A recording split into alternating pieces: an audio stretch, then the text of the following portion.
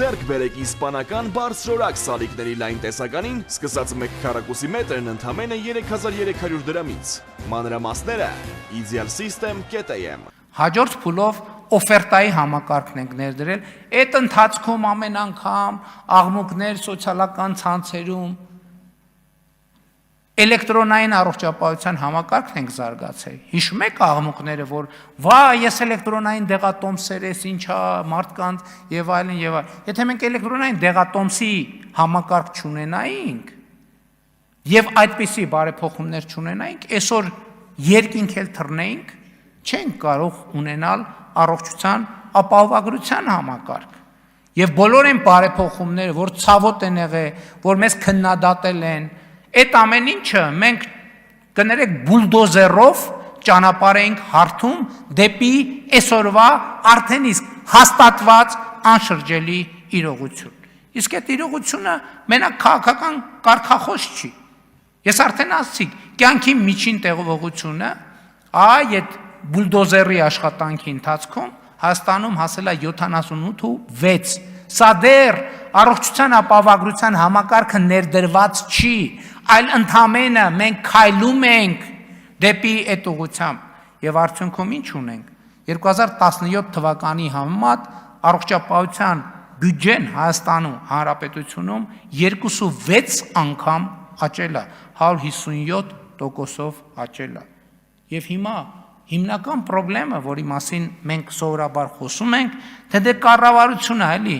թվերա, որ ասում է, թիվը ասում են, բայց ինչ կապ ունի դա մարդկանց հետ։ Այդ կապը շատ կոնկրետ է։ Ինչալոց ասեմ, եթե հետևում եք, նրանք ովքեր հետևում են մեր մարզային այցերին, դա ամենահաճախ լսվող խոսակցությունն է, երբ որ մարդիկ մոտենում են, երեկ էլ Արարատի մարզում մարդը մոտեցել, ասում է վերջին, ինքը իր ձևակերպում է, ասում է վերջին մի ամսվա մեջ դուք իմ վրա 1 միլիոն դրամի ծախս եք արել։ Ինչ նկատի ունի քաղաքացին։ Ես ուզում եմ ձեզ ասել, օրինակ, երեկվա դրությամբ, հունվարի 1-ից մինչև 3 Հայաստանի Հանրապետությունում 439 թոշակառու անձ 65+ տարիքի 439 անձ ստացել է 4 միլիոն դրամ եւ ավելի արժողությամբ առողջապահական ծառայություն։ Հասկանում եք, 439 մարդ պետությունը Հայաստանի Հանրապետությունը այդ մարդու մահճակալի կողքը նստել է եւ 4 միլիոն դրամի ծառայություն ամատուցել։ 1133 65+ տարիքի մարդ ստացել է 2 միլիոնից 4 միլիոն դրամ արժեքով ծառայություն։ 4721 մարդ, այս թվերը, նրանք ովքեր այս թվերը կասկածի տակ առնեն, մենք կարող ենք անուն ազգանուններ, չէ, մի րոպե, բժշկական գաղտնիք, բժշկական գաղտնիք, հա, բայց մեծ հաշվով, այո, կարող ենք քննիչ հանձնաժողով օրինակ, եթե մի հատ հրատապ ձևավորվի, գույս ունենք մեր ընդդիմությունը, եթե ուզում է, մի րոպե, որը ասցի, 1133 մարդ, 2 միլիոնից 4 միլիոն դրամի ծառայություն, 4721 մարդ 65+-ների մասին եմ ես հիմա միայն խոսում, 1 միլիոնից 2 միլիոն դրամի արժողությամբ ծառայություն,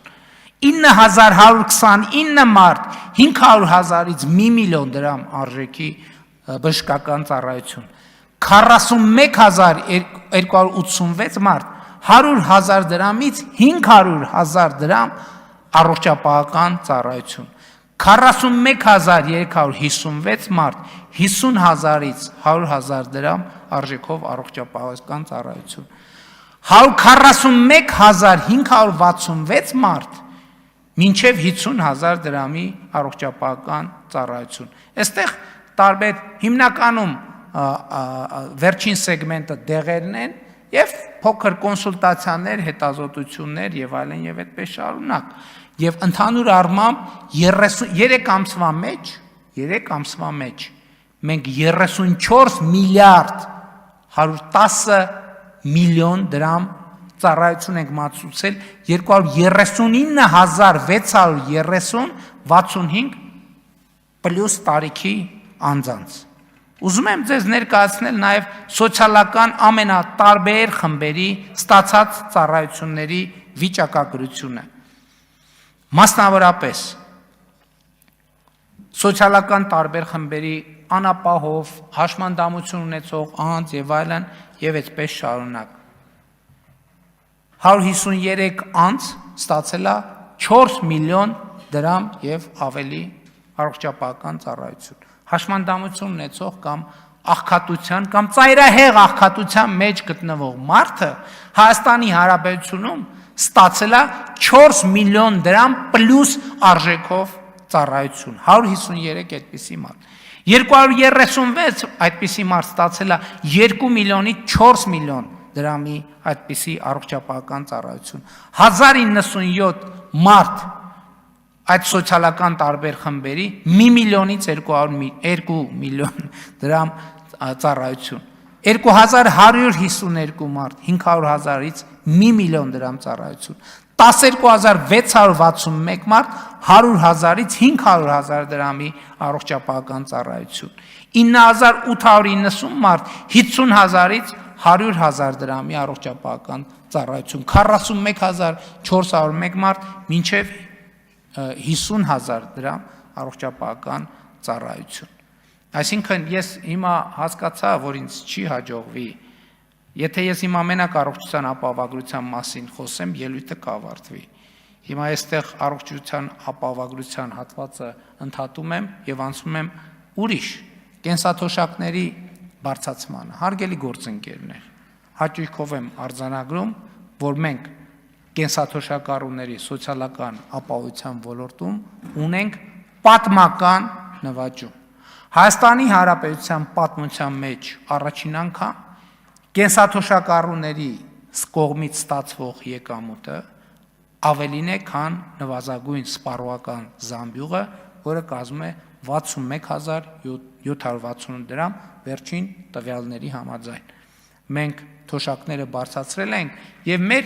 թոշակառուները նույնիսկ մարզային այցերի ընթացքում իրենք են հաշվարկներ անում։ Իմիջիայլոց ուզում եմ ասել, որ նվազագույն սպառողական զամբյուղի մեջ, հաշվարկի մեջ 6000 դրամ առողջապահական ծախսերն են։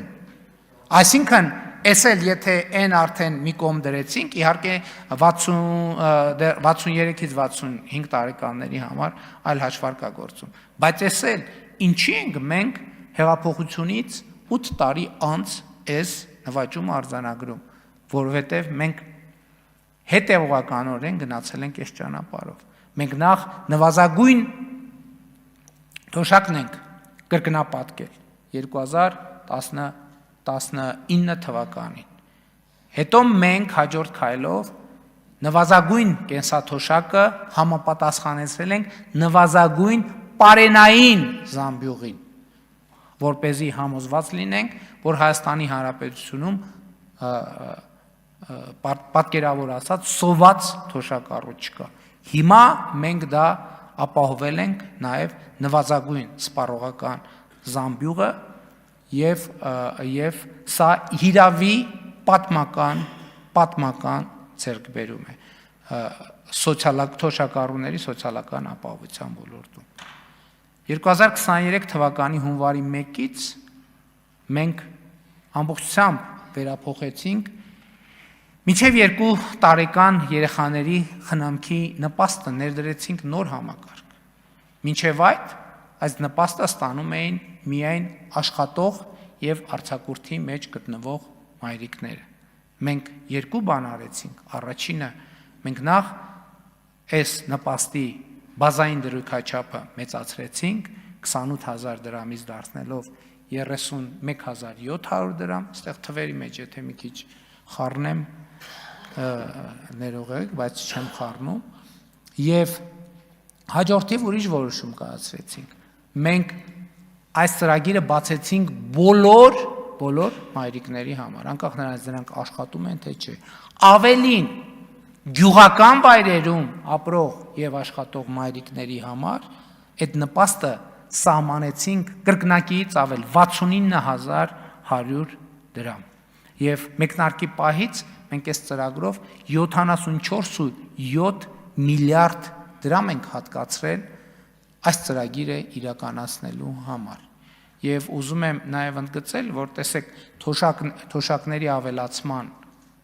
ծրագրին մենք 2026 թվականին շուրջ 200 միլիոն դոլար ենք լրացուցիչ ծախսելու։ Սա ես ինչի համար եմ ասում, ցույց տալու համար, որ մենք այդ որ ասում ենք բյուջեի թիվը աճեց, բյուջեի թիվը ավելացավ, հիմնական հարցը դա այդ որտեղ է այդ թիվը, բա ով է, ում է գնում այդ թիվը։ Այդ թիվը գնում է Հայաստանի Հանրապետության քաղաքացիներին։